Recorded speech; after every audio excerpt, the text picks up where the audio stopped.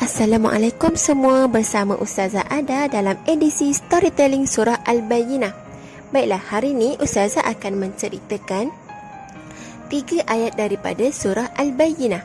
Okey, Surah Al-Bayyinah merupakan surah yang ke-98 di dalam Al-Quranul Karim. Ianya diturunkan di Madinatul Munawwarah dan Surah Al-Bayyinah mempunyai 8 ayat. Okey, sebelum kita pergi kepada tafsiran surah Al-Bayyinah, Ustazah ingin menyebutkan sedikit tentang sebabnya turun surah tersebut. Okey, surah ini diturunkan kerana orang-orang kafir dari ahli kitab dan orang-orang musyrik tidak ingin meninggalkan keyakinan mereka dan mempercayai akan agama yang Nabi Muhammad sallallahu alaihi wasallam bawa. Okey, agama itu adalah agama Islam. Okey, mereka semua mempersoalkan dan mengugut Nabi Muhammad sallallahu alaihi wasallam agar mendatangkan bukti-bukti yang jelas dan nyata untuk membuktikan bahawa agama Islam itu adalah agama yang benar. Okey, sebelum kita pergi kepada tafsiran ayat 1 dan sehingga ayat 3 surah Al-Bayyinah, jom kita baca surah Al-Bayyinah sama-sama. Okey, kita bermula dengan ayat 1 ya. A'udzu billahi minasyaitonir rajim. Bismillahirrahmanirrahim. Lam yakunil ladzina kafaru min ahlil kitab wal musyrikina munfakkina hatta ta'tiyahumul bayyinah. Ayat kedua, Rasulun minallahi yatlu suhufan mutahharah.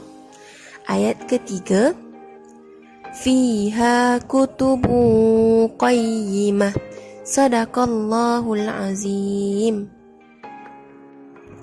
Baiklah, kita masuk kepada tafsiran surah Al-Bayyinah ayat 1 sehingga 3. Okay.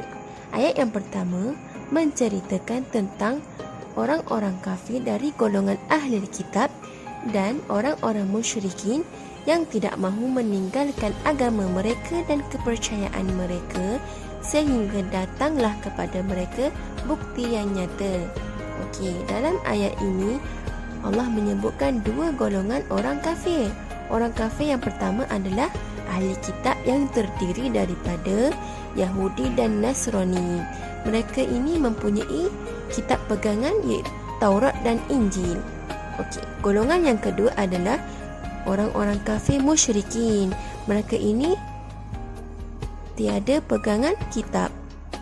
Okey, 2 golongan ini akan terus-menerus berada dalam kesesatan mereka sehinggalah mereka mendapat bukti yang nyata untuk mempercayai kebenaran dan ketulusan agama yang dibawa oleh Nabi Muhammad sallallahu alaihi wasallam.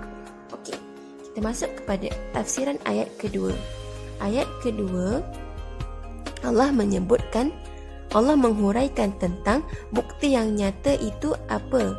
Okey, bukti yang nyata itu adalah kedatangan seorang Rasul yang diutuskan oleh Allah, iaitu Nabi Muhammad sallallahu alaihi wasallam yang akan datang membacakan lembaran-lembaran. Okey, lembaran kat sini bermaksud helaian dari kitab suci Al-Quranul Karim. Okey.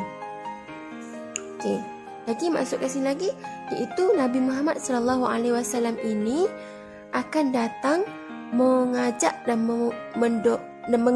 membawa manusia kepada kebenaran melalui kitab suci Al-Quranul Karim.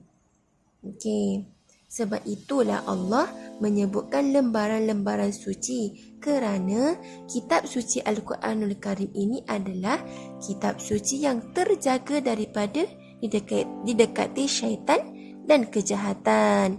Okey, seterusnya kita pergi kepada ayat yang ketiga. ayat ketiga Allah menjelaskan yang bermaksud di dalamnya terdapat isi kitab-kitab yang lurus dan benar. Apa maksudnya? Ustazah akan jelaskan.